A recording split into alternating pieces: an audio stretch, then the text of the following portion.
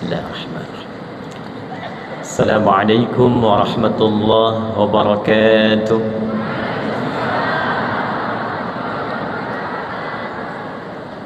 Alhamdulillahi wa kafa. Wassalatu wassalamu ala rasulillahil mustafa Nabiyyina wa sayyidina Muhammadin wa ala alihi wa sahbihi wa dhurriyyatihi wa ummatihi ila yaumil wafa wa ba'd. Yang kita hormati, kita banggakan dan kita doakan semoga senantiasa diberikan kekuatan paripurna dan kesehatan untuk memimpin dan menginspirasi seluruh kaum masyarakat Islam ini menuju kaum yang diridhai dan dicintai oleh Allah Subhanahu wa taala. Presiden Lajnah Tanfidhiyah Syarikat Islam Profesor Dr. Haji Hamdan Zulfa, seluruh jajaran di kepemimpinan Syarikat Islam, Wakil Presiden, Ketua Dewan Syura, dan tanpa kecuali seluruh yang hadir di sini. Saya dengar ada kurang lebih 417 bis yang mengantarkan seluruh kaum Syarikat Islam berbahagia dan bersyukur kepada Allah Subhanahu wa taala di kesempatan 119 tahun milad Syarikat Islam.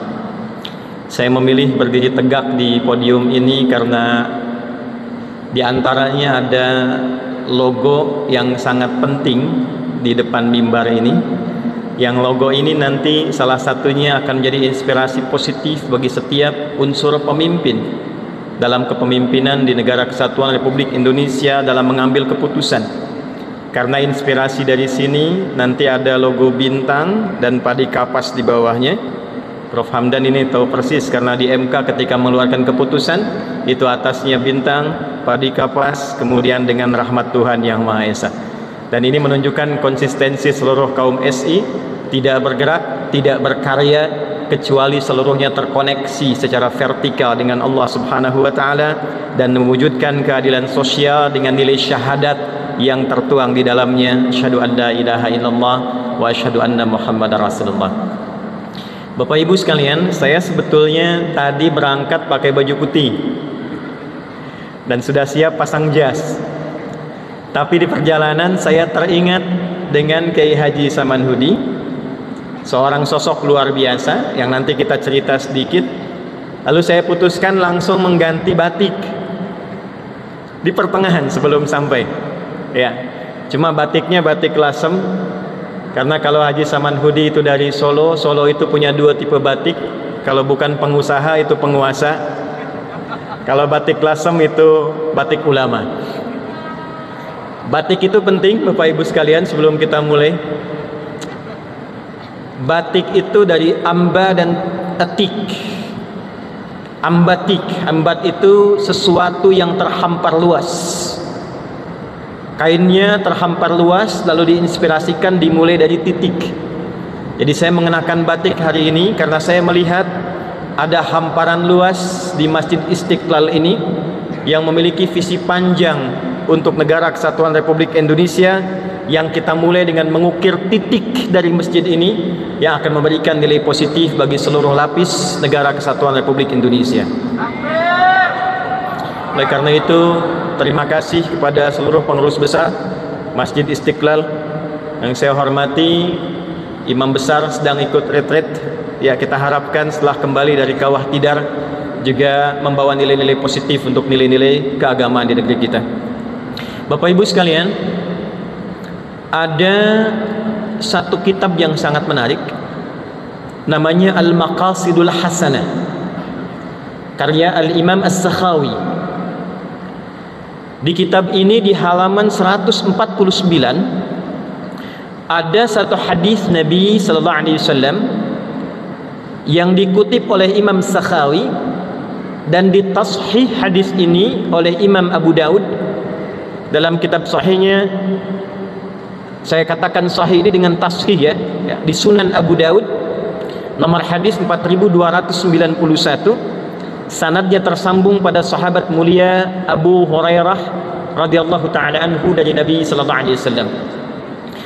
Qala Rasulullah sallallahu alaihi wasallam, innallaha yab'atsu lihadhihi al-ummati fi kulli ra'si mi'ati sanatin man yujaddidu laha dinaha.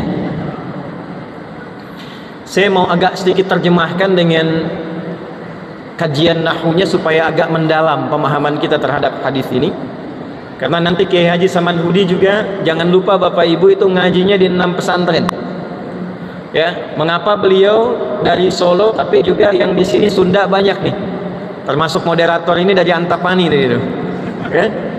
Karena ngajinya nanti dari Cipancur sampai dengan ke Tasikmalaya, sampai kemudian di Tegal di wilayah Jawa Tengah, kurang lebih ada 6 pesantren yang beliau kemudian sempat singgahi. Saya cepat. Inna harfu nasbin wa taukidin tansibul isma wa tarfa'ul khabara mabniyun 'ala al-fath la mahalla lahu min al-i'rab. Inna itu saya baca langsung dengan balaghahnya saja. Huruf yang punya fungsi menguatkan sebuah hukum dan memberikan pesan yang kuat agar informasi dan hukum yang disampaikan ini ditanamkan dalam hati kita dengan kuat dan jangan goyah. Jadi kalau orang Arab mengatakan nasaba rajulu asahu fil ardi, seseorang menancapkan tongkatnya dengan kuat, nasaba itu jangan goyah. Jadi kalau ada informasi di Al-Quran, di hadis dibuka dengan inna, tancapkan informasi ini dalam hati kita dengan dalam, kuat dan jangan goyah sedikit pun. Innallaha, sungguh kata Nabi, tancapkan informasi ini pada hatimu yang paling dalam, jangan goyah sedikit pun. Allah itu yab'atsu, akan membangkitkan. Ini mohon izin saya agak detail ini. Di Quran ini kata bangkit dan utusan itu ada 2, Prof. Ada arsala yursilu, ada ba'atha yab'atsu. Huwa alladhi arsala rasulahu bil huda wa dinil haq arsala. Alladhi ba'atha, yang telah mengutus rasulan, seorang rasul, ba'atha. Apa beda arsala dengan ba'atha?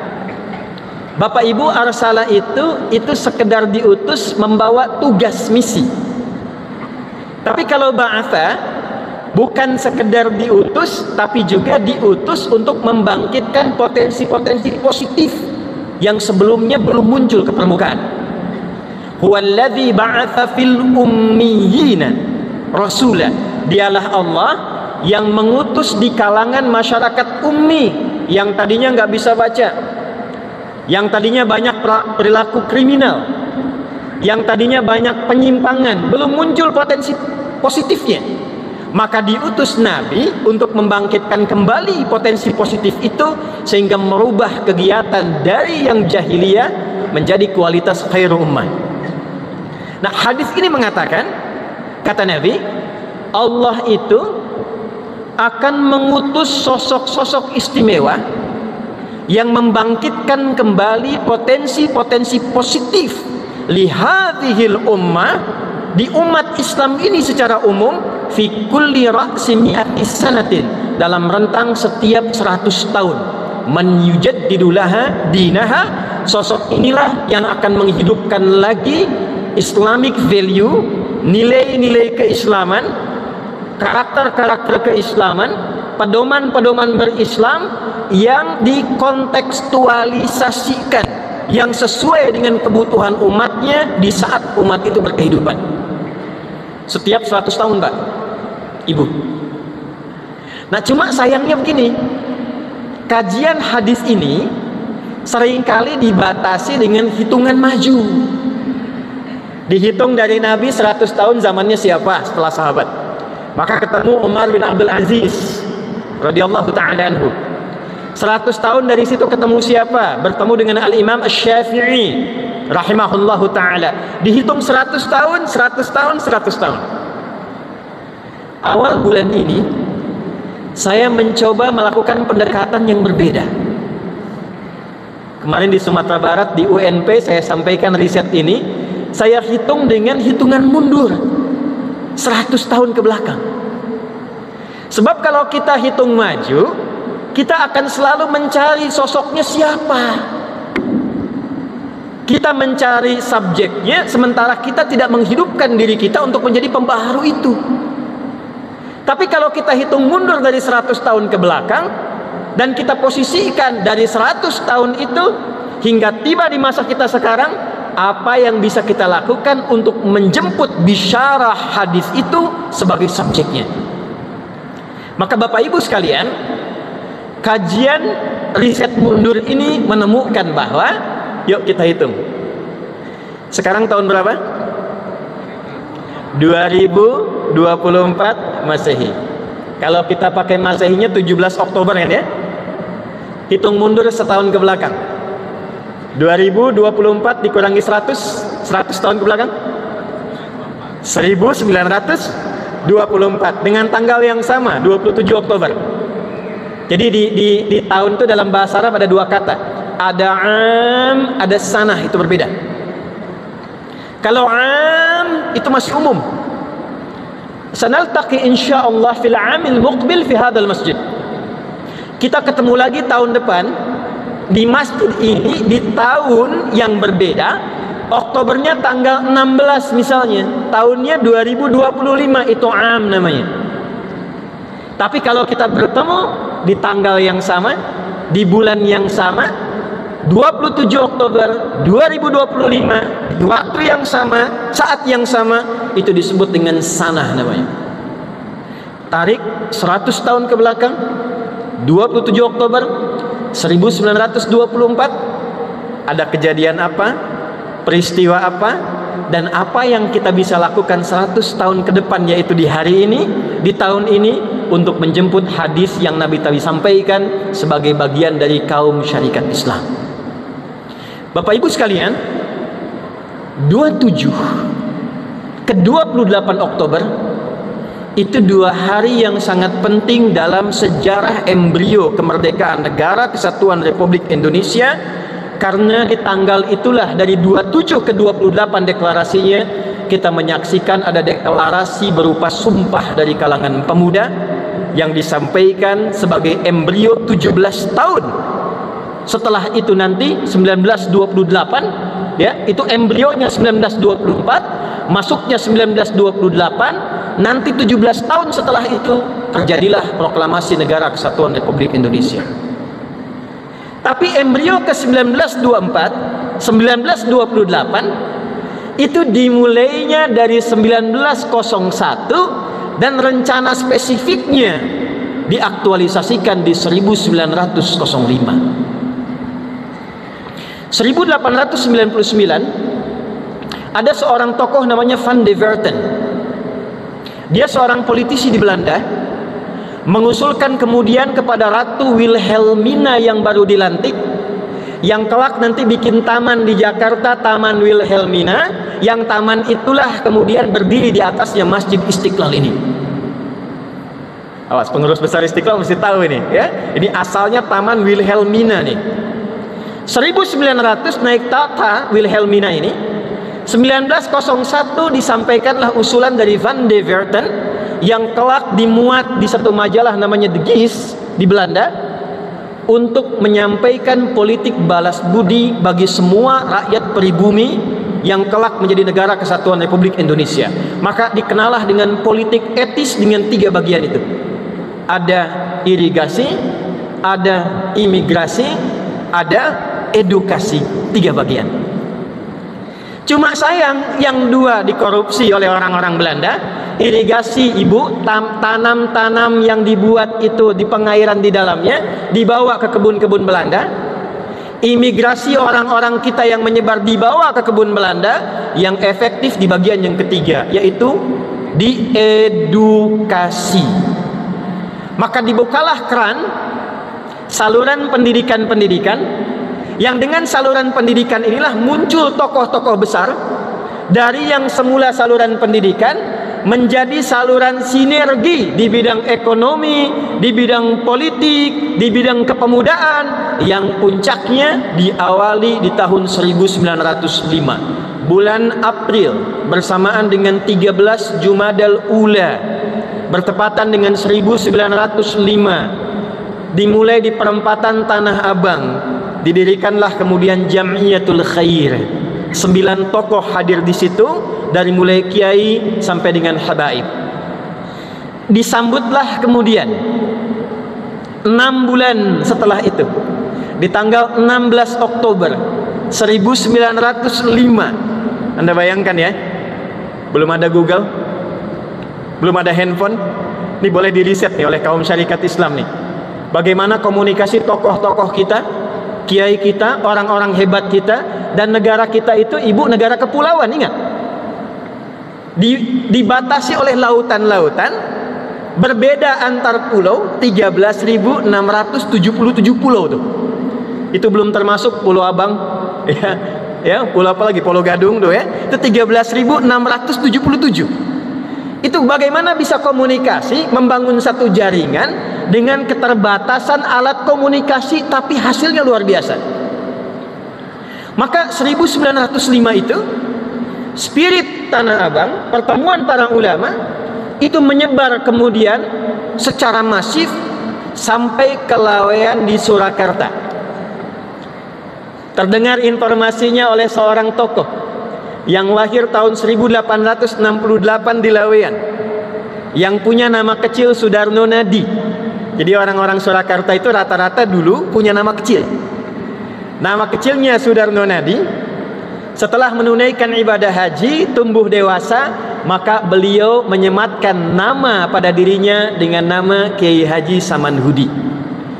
Maka diinisiasikanlah kemudian turunan yang kedua setelah turunan spiritual dan turunan pendidikan intelektual kepada turunan ekonomi. Alladzi at'amahum min ju'. 3 pilar di surat Al-Quraisy. Cara membentuk negara yang kokoh, yang kuat, yang diridhoi oleh Allah Subhanahu wa taala. Ada 3 pilar di surat Al-Quraisy. Li'ilafi Quraisy, ilafihim rihlatash shita'i was-shaif. Pilar 1, falyabudu rabb hadzal bait, Tanah Abang. Alladzi at'amahum min ju', Surakarta, pilar ekonomi.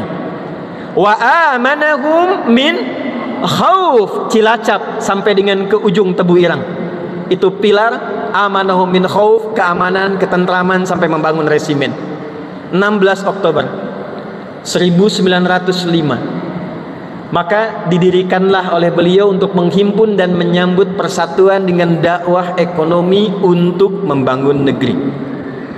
Tolong garis bawahi kalimat terakhir ini, dakwah ekonomi. Ketika saya katakan dakwah, maka orientasinya bukan sekedar materi, tapi bagaimana materi itu dikumpulkan agar diridhoi oleh Allah Subhanahu wa taala. Itu poin-poin pentingnya itu. Untuk membangun negeri, karena semua apa yang didapatkan didedikasikan untuk membangun satu tatanan kehidupan berbangsa bernegara yang diridhoi oleh Allah Subhanahu wa taala. Karena itulah nanti Anda akan temukan sosok mulia ini lahir, tumbuh, berkembang, beraktivitas dengan batik di awal mulanya, pendapatan yang sangat besar, tapi di ujung hidupnya beliau mewakafkan dan menghabiskan seluruh hartanya untuk membangun negerinya tercinta agar diridhoi oleh Allah Subhanahu wa taala. Itulah Haji Samanhudi mendirikan Syarikat Dagang Islam di tanggal 16 Oktober 1905 yang sekarang 119 tahun kita peringati dan berada di Masjid Istiqlal ini. Saya agak cepat secara sejarah dulu. 7 tahun kemudian diformalisasikan, dinotariatkan oleh Haji Omar Said Cokro Aminoto, maka menjadi kemudian satu kesatuan syarikat Islam yang kelak putra beliau Haji Anwar Cokro Aminoto juga menjadi bagian dari pendiri Masjid Istiqlal ini. Jadi ada irisan antara SI dengan Istiqlal, yang kalau SI bikin acara di Istiqlal itu haram hukumnya untuk ditolak, Pak Kiai.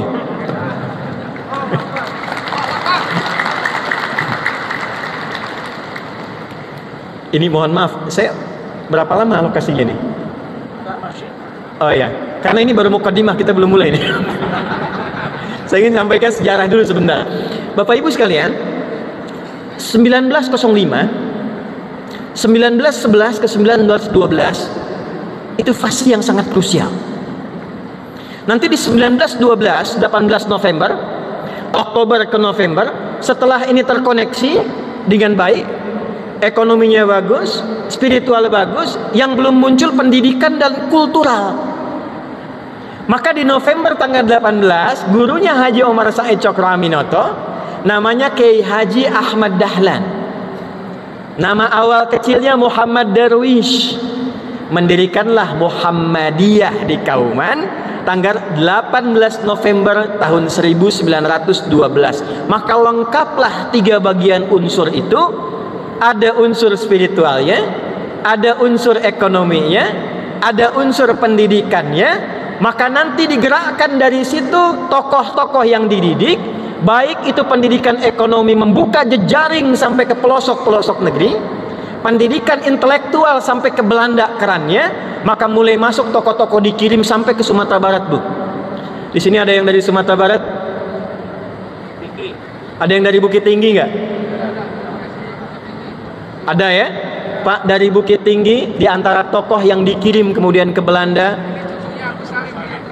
saya tadi sudah kenalan dengan beliau, Kiai Haji Agus Salim, ya. Baik, di antara sosok, nanti saya cerita Kiai Haji Agus Salim terkait dengan Palestina, dengan yang Mbak Deva tadi sampaikan. Ada sosok pertama yang kelak diberangkatkan ke Belanda, namanya Haji Muhammad Hatta. Itu ada irisan nanti dengan SI, karena embrio keberangkatan ke sana itu sampai mendirikan namanya Indische Vereniging, Perhimpunan Wilayah Hindia, yang kelak dirubah menjadi Indische Vereniging, Perhimpunan Wilayah Indonesia.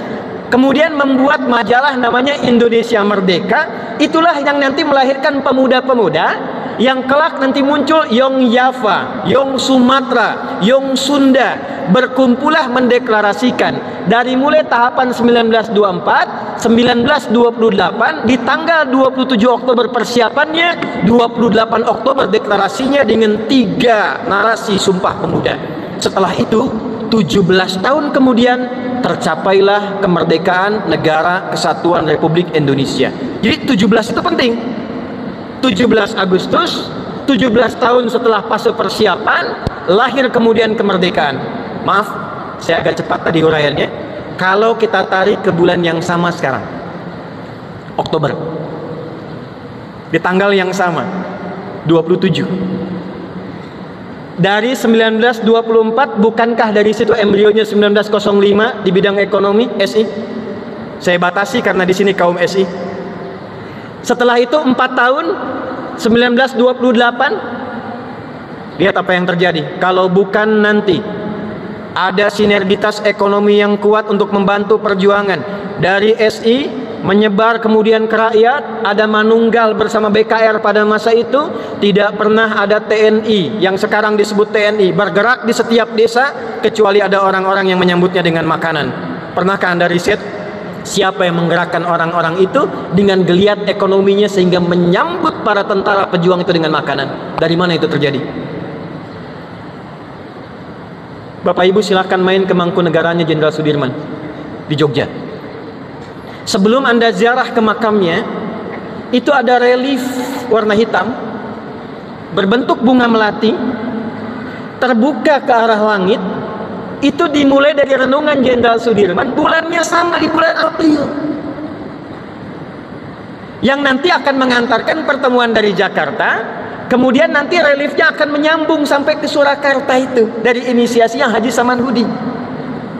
Apa renungannya dari kontemplasi itu? Bagaimana negara kita bisa merdeka, bagaimana rakyatnya sejahtera. Yang hebat, relief keduanya berjuang dengan alutsista seadanya. Relief ketiga, alutsista jadi tampak lebih modern.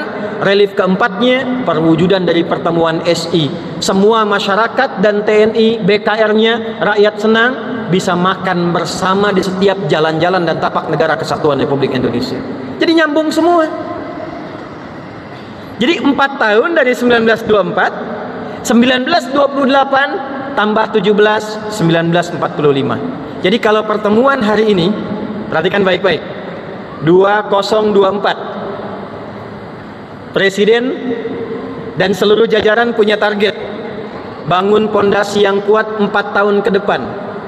Jadi 1924 ke 1928, 2024 ke 2028. Pertemuan hari ini punya jangka pendek target 4 tahun ke depan, bagaimana seluruh kaum SI ini matang secara ekonomi, kuat secara ekonomi untuk membangun bangsa di semua tapak NKRI. 2028 tambah 17 berapa? 2045. 2045 itu Indonesia emas yang sekarang sedang dicanangkan oleh pemerintahan kita. Jadi kalau SI pertemuan hari ini punya visi 4 tahun ke depan untuk penguatan kembali ke khitoh, ke nilai-nilai dakwah ekonomi, jadi penopang negara di 3 bagian pilar tadi, maka kita punya capaian 2028, kita punya semua kader SI, kaum SI di seluruh wilayah Indonesia yang siap menyongsong Indonesia emas 17 tahun setelah itu dengan nilai-nilai kematangan ekonomi. Jadi kalau 100 tahun yang lalu itu proklamasi, maka nanti insya Allah 17 tahun yang dulu proklamasi, 17 tahun ke depan deklarasi dari SI dengan kekuatan ekonomi untuk Indonesia emas yang abadi hingga menghadap pada Allah Subhanahu wa taala. Itu saya kira tagline pembuka yang kita ingin mulai di kesempatan kali ini. Maaf saya agak semangat berapi-api karena ini mukadimah yang kedua. Sekarang kita mulai inti bahasannya. Bapak Ibu sekalian, Desember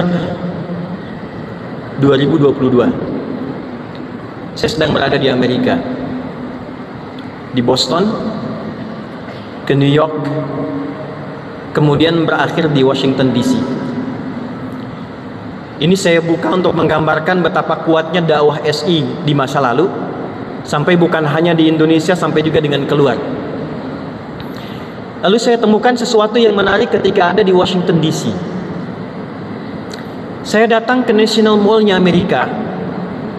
Di National Mall itu ada tugu, Bapak Ibu sekalian. Tugunya itu nggak terlalu tinggi. Kalau lihat ini ada tiang Masjid Istiqlal sampai yang ada kipasnya itulah. Setinggi itu tugu ini, kurang lebih. Lalu diapit, di samping kirinya ada Capitol, DPR-nya. Samping kanannya ada gedung putih, White House, tempatnya POTUS, Presiden Amerika. Di tugu itu dikelilingi oleh bendera-bendera federal, wilayah-wilayah di Amerika.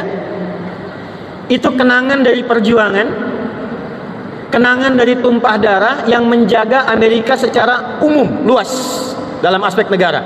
Jadi kalau DPR-nya ribut untuk kepentingan pribadi, keluar dari Capitol, ya, dari ruang DPR, melihat tugu itu, mereka akan balik lagi ke kepentingan Amerika. Kalau Presiden Amerika punya kepentingan pribadi, dia keluar dari situ, lihat tugu itu, maka dia ingat lagi kepentingan Amerika. Dan itu dikontrol oleh masyarakat secara luas karena semua bisa masuk ke situ.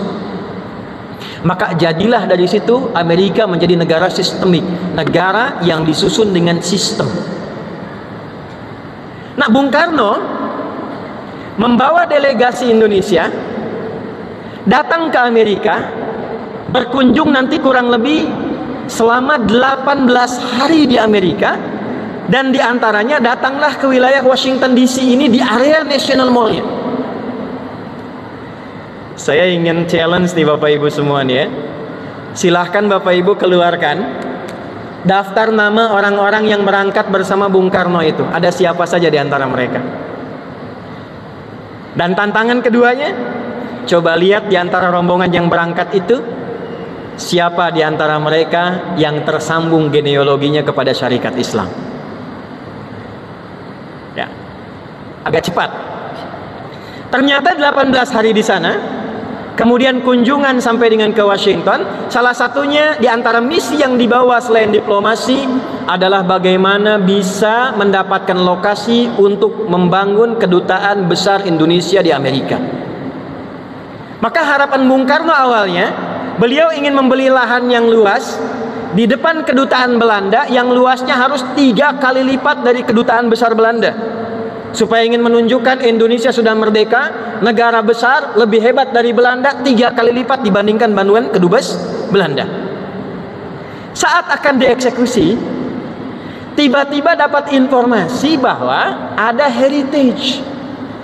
satu bangunan yang sangat kokoh, yang terawat, punya nilai tinggi. Sekarang Prof, itu heritage ke-13 urutannya di Amerika, dengan nilai yang sangat luar biasa. Akan dijual karena pemiliknya butuh uang. Tertarik, ini kita beli dengan harga 500 sampai 700 ribu US dollars pada saat itu. Karena butuh uang, ternyata para saudagar kita yang ikut Bung Karno mengatakan, kita bawa cash 350 ribu US dollar kurang lebih, tawar saja, karena uangnya cash langsung. Kalau uang ini kita bisa berikan dan dia mau, kita dapatkan bangunannya. Maka ibu dan bapak sekalian, tidak diduga dan ini rencana Allah, alhamdulillah, apa yang terjadi? Ditawar 350 ribu US dollar dan dijualah itu dengan nilai yang tadi ditawarkan. Sampai sekarang bangunan itu menjadi kedutaan besar Republik Indonesia. Di dalamnya masih ada alat-alat yang orisinil. Ada tempat-tempat yang sampai sekarang belum berubah, karena nggak boleh dirubah sepenuhnya, heritage. Dibeli oleh saudagar-saudagar kita, datang mendampingi Bung Karno. Pertanyaan besarnya, siapa saudagar-saudagar itu? Silahkan riset. Orang-orang itu adalah orang-orang yang terdidik dengan sistem dakwahnya SI. Gak mungkin kita bisa merdeka, bisa proklamasi, kalau tidak punya kekuatan sinergi dakwah ekonomi. Siapa yang membiayai? Siapa yang mendidik dan menyatukan para saudagar bisa berkumpul membiayai perjuangan? Ya, Kiai Dahlan mendirikan Muhammadiyah, dakwahnya dengan kultural, bikin di pendidikan, dia ngajar, beliau mengajar. Ada dakwah secara intelektual yang mengajar, ada yang menegakkan kemudian jihad fisabilillah dengan keamanan, ketentraman, fisik, militer. Sampai salah satu gurunya Kiai Haji Samanhudi, yaitu Kiai Haji Zainal Mustafa di Tasikmalaya, jadi contoh yang sangat luar biasa. Resimennya dibangun 3 tuh, dari Jawa Timur, Jawa Tengah sampai ke Jawa Barat, di wilayah Jawa saja. Yang mau saya katakan, tidak mungkin itu berhasil kalau tidak ada sokongan ekonominya. Nah, yang menggerakkan dari awal jaringan ini, jejaring ekonomi, sampai ke luar negeri, sampai punya kedutaan, itu siapa? Itu alumni-alumni pendidikan dakwah ekonomi di syarikat Islam. Jadi sumbangsih kemerdekaan Indonesia dari nilai dakwah ekonomi yang kelak menjadi nilai proklamasi, itu sepertiga sahamnya, kalau boleh dikatakan, itu milik syarikat Islam. Jadi kalau 119 tahun setelah itu kita berkumpul, bersyukur di Istiqlal ini, belum selesai tugas kita. Bukan hanya dengan hamdalah, bukan hanya kita berkumpul menunjukkan eksistensi. SI itu nggak butuh eksistensi, karena yang menghadirkan Anda itu atas berkat rahmat Allah yang Maha Kuasa. Yang dibutuhkan dari SI itu adalah misi yang dipertahankan secara abadi hingga menjadi kebanggaan saat kita pulang menghadap Allah Subhanahu wa taala. Jadi ketika Anda ditanya apa yang kau kerjakan saat di dunia, Anda dengan bangga mengatakan, saya punya sanad kepada Utsman bin Affan, saya punya sanad kepada Abdurrahman bin Auf, saya punya sanad kepada Talhah bin Ubaidillah, saya berdakwah lillah karenamu ya Allah, dengan harta yang kau titipkan kepada kami untuk membangkitkan negeri, negara kesatuan Republik Indonesia yang kau ridhai. Itu tingkat tertinggi dari bintang dan balutan bulan sabit dari 2 syahadat yang kita tempatkan di sini. Bapak Ibu sekalian, belum selesai. Pulang, punya kedutaan, lihat tugu besar, maka pulang ke Indonesia, Bung Karno mengatakan kita harus punya tugu yang lebih hebat dibandingkan Amerika. Kalau Amerika itu sistem, maka sistemnya bagus, tapi kalau orangnya tidak bagus, sistemnya bisa rusak. Maaf ya, Amerika itu ibu negara sistemik. Sistemnya bagus, rapi, imigrasinya rapi, sistem segala di pemerintahannya rapi, tapi orangnya belum tentu rapi. Silakan cek, pembunuhan banyak tiap hari di Amerika, narkoba banyak sampai ada kota zombie, itu salah satunya. Ya, tapi yang penting bagi Amerika tuh begini, silahkan secara personal Anda berbuat kriminal, akan jangan merusak sistem. Asal jangan merusak sistem. Kalau mabuk silahkan, jangan ganggu sistem. Kalau narkoba silahkan, asal jangan ganggu sistem. Itu Amerika. Maka Bung Karno dengan ulamanya, dengan tokoh-tokohnya menyimpulkan, kalau kita hanya membangun sistem seperti Amerika, maka kelak satu saat negara kita akan hancur dengan sendirinya karena setiap pribadinya akan rusak. Maka dipersonifikasikanlah sistem tadi ke dalam bentuk perseorangan, disimbolkanlah dalam bentuk tugu besar. Maka pulang ke Indonesia beliau katakan, kita harus punya tugu yang lebih tinggi dari Amerika, nilainya mesti hebat dari orang-orang Amerika, pemikirannya mesti pemikiran emas. Maka dibuatlah kemudian monumen nasional di tengah pusat kota dengan tinggi melebihi Amerika, dan di atasnya ada emasnya. Maka itulah yang kita sebut dengan Monas namanya sampai hari ini. Jadi Monas itu diinisiasi zaman Bung Karno, diresmikan zaman Pak Harto. Tapi emas itu bukan sekedar ingin mengatakan generasi emas, tapi harus bagus secara personal dari dalam dirinya. Riset menunjukkan, mohon izin maaf, dalam tubuh kita ada 3 bagian. Kalau sempurna 3 bagian itu, sempurnalah hidup kita sebagai manusia. 1, fisiknya, dari ujung kepala sampai ujung kaki. 2, akalnya. 3, jiwanya, rohnya. Disebut manusia kalau ada 3 unsur ini. Hilang 1, hilang kemanusiaannya. Akalnya hilang, jadi hewan.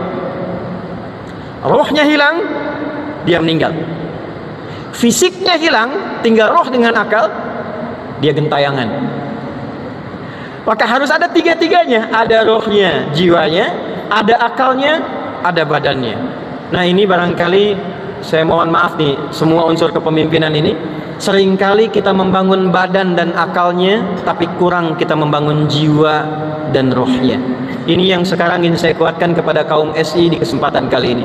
Bapak Ibu sekalian, inti hidup kita itu ada di sini. Akal sehat itu penting, tapi akal itu tidak memberikan instruksi. Akal itu fungsinya hanya merumuskan perintah dari hati agar bisa dieksekusi oleh fisik. Jadi kalau ilmunya banyak, orangnya pintar, itu cepat merumuskan supaya dikerjakan oleh fisik. Sehingga kalau orangnya pintar, kerja fisiknya ringan karena pintar. Tapi dia tidak memberikan instruksi, kerjakan ini, ambil ini, lakukan ini, tinggalkan ini. Semua perintah sumbernya dari sini. Nah, di dalam jiwa itu ada 2 kutub, 2 sumber. Ada jiwa kebaikan, ada jiwa keburukan. Jadi kalau akalnya ini bagus, ada sekarang gerakan akal sehat, akal sehat, akal sehat, bagus. Tapi kalau jiwanya rusak, dia hanya akan membentuk intelektual yang hebat secara pemikiran, tapi rusak secara perilaku karena moralnya terganggu. Itu yang terjadi di negeri kita sekarang. Ahli hukum banyak, tapi banyak yang dihukum. Ahli ekonomi banyak, tapi negara tidak maju-maju secara ekonomi. Apa penyebabnya? Karena petunjuk yang muncul belum bersumber sepenuhnya dari jiwa yang sehatnya, tapi keluar dari jiwa yang sakitnya, yaitu nafsu. Lawan dari nafsu itulah takwa. Saya ulangi, apa lawan dari nafsu? Takwa. Nafsu disebutkan 115 kali yang mengontrol hidup kita dalam Al-Quran. Takwa disebutkan 115 kali sebagai pasangan dari nafsu. Lawan takwa itu disebut dengan fujur namanya. Quran surah 91 ayat 7 sampai 10. Wa nafsi wa ma sawwaha fa'alhamaha fujuraha wa taqwaha. Maka membangun negeri, membangun NKRI, dari SI untuk NKRI tidak cukup Anda menjadi orang pintar. Pintar dagangnya, pintar bisnisnya, pintar ekonominya, tidak cukup. Harus pintar dan sehat jiwa dan takwanya. Nah, takwa itu bukan bahasa Arab biasa. Saya sarjana bahasa Arab Bapak Ibu dari S1 sampai S3. S3 saya di riset Al-Quran 30 juz dari kajian bahasa Quran. Nah, yang menariknya, takwa itu bukan bahasa Arab standar. Itu bahasa syariat. Jadi orang Arab dulu jahiliyah nggak kenal kata takwa, itu nggak kenal. Takwa itu muncul kosakatanya setelah datang Islam. Apa itu takwa? Takwa itu akumulasi semua sifat-sifat kebaikan yang terkumpul dalam jiwa kita. Jadi kalau Anda satukan jujur, sabar, rendah hati, dermawan, dikumpulkan semuanya menjadi satu, itu kalau dikumpulkan disebut dengan takwa. Nah, inti dari takwa itu kalau ingin kita munculkan, inti utamanya, karena ini kebutuhan rohiyah, maka kita harus kembalikan menunya kepada pemilik roh kita. Fisik, Anda ingin sehat, ada makanannya. Silahkan nikmati nasi kotaknya, silahkan nikmati menu makanannya, itu fisik. Akal, menu makanannya pengetahuan, sekolah yang tinggi, masuk kampus, baca kitab yang banyak, akal. Roh makanannya apa? Jiwa kita minumannya apa? Sebab sama Bu, kalau roh tidak makan, tidak minum, itu sama akan sakit seperti fisiknya. Kalau tidak makan dan minum sakit. Akal kalau tidak membaca, lemah akalnya, sakit dirinya.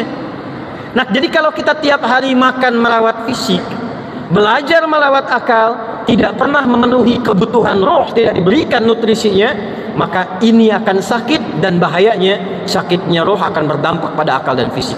Yas'alunaka 'anir ruh qulir ruhu min amri rabbi wa ma utitum minal ilmi illa qalila. Muhammad, sampaikan kepada orang yang bertanya tentang roh, tentang jiwa. Kalau ingin tahu rahasianya, kalau ingin tahu menunya, maka kembalikan ikut aturan dan ketentuan Allah. Karena itu Bapak Ibu silahkan cek, semua kata takwa dalam Al-Quran itu rata-rata dibuka dengan menu yang mendekatkan kita dengan Allah. Dan itulah menunya yang kita sebut dengan ibadah. Dzalikal kitabula hudal lil. Kata takwa pertama. Siapa orang takwa yang dimaksudkan di situ? Ayat 3-nya, alladzina yu'minuna bil ghaibi wa yuqimunas. Setelah iman, kemudian sholat. Di sholat itu diharapkan membentuk karakter takwa. Kita puasa nih, apa tujuan puasa? Ya ayyuhalladzina amanu kutiba alaikumus kama kutiba alal ladzina min qablikum la'allakum taqwa. Kita haji, umrah, apa rahasianya? Al-Baqarah 197, wa tazawwadu fa inna khairaz zadid. Nah, jadi kalau kita ingin membangun negeri bisa kuat, menumbuhkan orang hebat seperti Kiai Haji Saman Hudi, seperti Bung Hatta, Kiai Haji Agus Salim, orang-orang hebat di masa lalu, silahkan Anda riset, mereka membangun takwanya mendahului akal dan fisiknya. Di mana pusat pembangunannya? Masjid. Saya tanya ibu dan bapak, Nabi saat tiba di Madinah pertama kali yang dibangun apa? Saat singgah di Kuba yang dibangun apa? Masjid. Bung Karno pulang dari Amerika, didirikan Monas, maka beliau fikirkan, ini Monas tidak akan cukup punya generasi emas kalau tidak ada pribadi yang baik. Maka ditarik garis lurus dari Monas. Awas, ini orang belum banyak tahu ini. Bu, orang belum banyak tahu ini. Ibu silakan cek peta pembangunan Istiqlal dan Monas. Minta sebentar di gubernur ini. Ya, silakan Anda minta di gubernur Jakarta peta Monas tempo dulu saat dibangun. Ternyata ditarik garis lurus ke Istiqlal. Garisnya lurus. Itu pesannya dalam sekali. Tidak mungkin kita punya generasi emas yang menjulang tinggi untuk NKRI kalau tidak punya spirit takwa dalam dirinya yang diharapkan dididik di Istiqlal ini. Jadi lihat irisannya, dari SI muncul kemudian proklamasi, berangkat ke Amerika, lihat Tugu Monas menjulang tinggi, berangkat dibangun di Jakarta ini, tersambung ke Istiqlal, dan 100 tahun kemudian bertemulah kita di tempat ini dari nilai sejarah yang telah diperjuangkan dulu. Ini poin yang ingin saya ketengahkan. Nah, sebagai penutupnya, risalah apa yang kita bawa dan kita bawa sebagai resolusi yang kita sampaikan hari ini, pagi ini, kepada kabinet besar yang telah selesai pendidikan retret di Gunung Tidar. Apa pesan SI yang ingin dikirim dari Masjid Istiqlal ini? Membersamai perjalannya visi pemerintahan yang tadi Anda katakan, bermitra dengan pemerintah membangun negeri dengan 2 kader SI yang ditempatkan di kabinet saat ini. Bapak Ibu sekalian, saya tawarkan satu bagian yang ini domainnya SI di masa lalu dan kita bawa ke konteks di masa kini. Dan ini bagian penutup dari yang saya sampaikan. Saya bawa ke hadis Nabi dulu Pak Ibu, ini bagian terakhirnya. Yushiku alla taqumas sa'atu hatta tadhhara al-fitanu wa yakthura al-kadhibu wa tataqarabu al-aswaq wa yataqarabu az-zamanu. Akan terjadi peralihan masa dan era, mendekat-dekat ke arah kiamat. Ingat ya, jangan salah kesimpulan ya. Nabi Muhammad diutus itu sebagai penanda ini akhir zaman. Jadi nabinya nabi terakhir, umatnya umat terakhir sampai kiamat. Jadi Nabi Muhammad itu disebut khatamul anbiya'i wal mursalin, penutup para nabi, penutup umat, dan penutup zaman. Jelas Quran surah 54, iqtarabatis sa'atu wansyaqqal qamar. Sejak Nabi Muhammad diutus itu jelas kalimatnya, kiamat sudah dekat. Jadi sinetron ya. Itu bayar royalti itu umat Islam tuh ya. Iqtarabatis sa'atu, kiamat sudah dekat. Jadi ketika Nabi diutus itu akhir zaman mendekat kiamat. Cuma hitungan Allah dengan hitungan kita beda kan? Concernnya bukan nunggu kiamatnya, Bu. Concernnya ibu pelajari tanda di setiap zaman yang khas dengan kita tinggal itu apa, sehingga kita punya kurikulum dalam menyikapinya. Eranya Nabi itu beda dengan era sahabat. Era sahabat beda dengan era tabi'in. Nah, kata Nabi, akan tiba satu era dalam perjalanan menuju akhir zaman itu ditandai dengan satu, percepatan digital. Tadi ada kajian tadarus kan? Ditolong riset hadis ini tuh.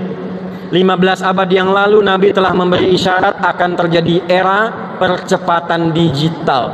Tanda utamanya pasar mudah diakses. Taqrabul aswaq. Dulu Anda manual ke pasar, naik motor, angkot, ibu belanja pulang kan?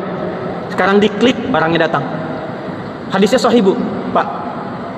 Yang kedua, taqarrubuz zaman, waktunya terasa cepat. Tahun lalu. Rasanya baru kemarin, Prof ya. Pertanyaannya, hadisnya sudah terjadi belum? Contoh lain, hadis lain nih. India akan maju bersamaan dengan kemajuannya, Islamofobianya meningkat tinggi. Hadis Nabi. Nanti ditantang kita untuk men-challenge diri dalam berjuang menyaingi kemajuan India itu. Sekarang saya tanya, India sudah maju belum? Maju. Bahkan punya jabatan di Inggris. Kamala Harris, calon presiden Amerika, itu keturunan India juga. Lihat Islamofobinya, berarti benar hadis Nabi. Nah, yang ingin saya sampaikan bukan itunya. Bersamaan dengan digitalisasi ini, eranya berubah jadi era digital, dinamika masyarakatnya makin kompleks. Fitnahnya berkembang. Kriminalnya pindah dari offline ke dari onsite ke online. Tapi cara bacanya bukan begitu, Bu. Cara bacanya, karena eranya pindah ke digital, ada adaptasi kegiatan kita dari yang manual menjadi online. Maka kalau SI ingin bergerak sekarang dengan dakwah ekonomi, ini maksud saya, ingin jadi jembatan 4 tahun ke depan untuk 17 tahun ke depan generasi emas, coba kita mulai berpikir bagaimana mengadaptasikan program-program SI ini dalam dunia offline ke dunia online dengan pusat dakwah gerakan ekonomi. Itu yang ingin saya maksudkan. Nah, saya ingin tawarkan, Prof, ini kemarin saya sampaikan di UNB, Universitas Negeri Padang. Kalau bisa, ini kan kumpul nih dari daerah-daerah berbeda. Mbak Depa mungkin bisa inisiasi, bikin gerakan namanya glokalisasi. Glokalisasi dari SI untuk NKRI. Apa itu glokalisasi? Dibuat, Pak, Ibu, coba dibuat database. SI yang di Jawa Tengah berapa? Jawa Barat berapa? Di Sumatera berapa? Dibuatkan aplikasi di wilayah itu. Disatukan kaum SI di dalamnya, bikin lokalnya dulu. Dibuat dalam bentuk aplikasi. Dimasukkanlah di situ program SI, sejarah SI, ekonomi lokalnya di wilayah kaum SI. Jadi nanti yang di SI ibu yang jualan beras, yang jualan misalnya pakaian, ada zakat di dalamnya, kumpulkan di satu aplikasi, kuatkan ekonominya di situ, tebarkan. Yang tidak ada di situ baru ngambil dari luar. Kemudian tadi lembaga zakatnya, praktekkan hadis Nabi-nya. Tu'khadhu min aghniyaihim wa turaddu ala fuqaraihim. Dimulai dari SI, arahkan ke SI dulu. Sekarang dikumpulkan nih. Tadi Bu Depa sudah sampaikan potensinya sekian, untuk Palestina sekian, untuk di dalam sekian. Lihat anak SI, siapa yang belum sekolah anaknya? Siapa yang belum sekolah tinggi? Siapa di SI yang disiapkan untuk menjadi seperti Kiai Haji Agus Salim? Ini bukan hanya diplomasinya Pak, Ibu. Ya, Palestina dan kemerdekaan kita, salah satu saham besarnya Kiai Haji Agus Salim itu Pak. Waktu Kiai Haji Abdul Qahar Muzakir 1922 sampai 1924 berada di Mesir dalam studi, menghidupkan roh jihad untuk Palestina, membawa 7 pemuda langsung jihad di Palestina, dan syahid 3 orang, salah satunya dari Lombok. Lalu kemudian beliau menulis majalah sampai di Syria.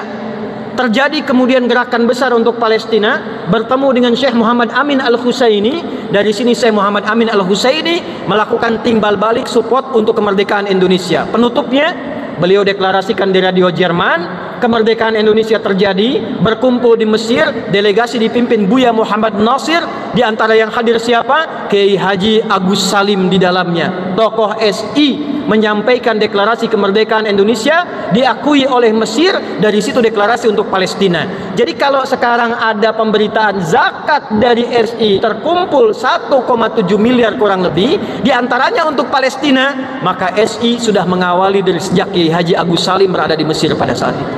Ya. Terakhir saya ingin bacakan nasabnya, dan di sini kemudian saya selesai. Secara genealogi, Kiai Haji Umar Said Cokro Aminoto, kemudian juga Kiai Haji Samanhudi terkumpul semua dalam pendidikan para ulama. Terkumpul Kiai Haji Ahmad Dahlan, kemudian juga ada Kiai Haji Hasim Asy'ari di dalamnya, semua bersinergi, seluruh nasabnya terkumpul, dan ke atas kita tarik kepada Ali Zainal Abidin. Ali Zainal Abidin terukur kemudian ke Al-Husain, Al-Husain adiknya Al-Hasan, Al-Hasan putranya Ali bin Abi Thalib, suami Fatimah Az-Zahra bintu Muhammadin sallallahu alaihi wasallam, bin Abdullah bin Abdul Muttalib bin Hashim bin Abdul Manaf bin Qusay bin Murrah bin Kilab bin Ka'ab bin Ghalib bin Fihir bin Malik bin Nadar bin Kinana bin Khuzaimah bin Mudrikah bin Ilyas bin Nizar bin Mudar bin Ma'ad bin Adnan bin Addi bin Adri bin Muqawwam bin Nahur bin Tarikh bin Ya'rub bin Yasjub bin Nabit bin Ismail alaihissalam bin Ibrahim alaihissalam bin Azar au bin Nahur bin Abir bin Kinan bin Arfakhshad bin Sam bin Nuh alaihissalam bin Mihlail bin Matusyalah bin Kinan bin Anwas bin Tith bin Adam alaihissalam. SI nasabnya sampai ke Nabi Adam, guru-gurunya jelas, hasil karyanya jelas, kemerdekaan diraih jelas, generasi emasnya juga jelas, berkumpulnya jelas, menghimpun 2 presiden, 1 inisiasi, 1 eksekusi. Monas diinisiasi Bung Karno, kemudian diselesaikan oleh di zamannya Pak Harto. Istiqlal diinisiasi zaman Bung Karno, semua desainnya berketuhanan, kemudian selesai di zaman Pak Harto, dan ada peran SI di dalamnya 119 tahun. Setelah peristiwa itu, kita berkumpul kembali di Istiqlal ini untuk mengatakan kami dari nasab yang jelas, dengan tugas yang jelas, dengan visi yang jelas, dengan misi yang jelas, dengan dakwah ekonomi yang terang dan jelas, ingin membersamai NKRI mendapatkan generasi emas dari Istiqlal itu atas berkat rahmat Allah yang Maha Kuasa, dan dengan didorongkan oleh keinginan luhur, dengan spirit takwa dalam balutan bintang dan bulan sabit syahadatain, asyhadu an la ilaha illallah wa asyhadu anna Muhammadar Rasulullah billahi fi sabilil haq. Assalamualaikum warahmatullahi wabarakatuh. Allahu Akbar. Allahu Akbar. Oh iya, Allahu Akbar. Lupa, sebelum saya akhiri, saya ingin ikut menghidupkan zakat di SI itu. Yang untuk Palestina kami ikut 1 miliar rupiah. Masya. Untuk Alhamdulillah. ya, itu saja. Baik, untuk di dalamnya kami ikut 100 juta rupiah. Jadi 100 juta untuk yang SI, ya tolong salurkan, 1 miliarnya untuk Palestina. Terima kasih. Allahu Akbar.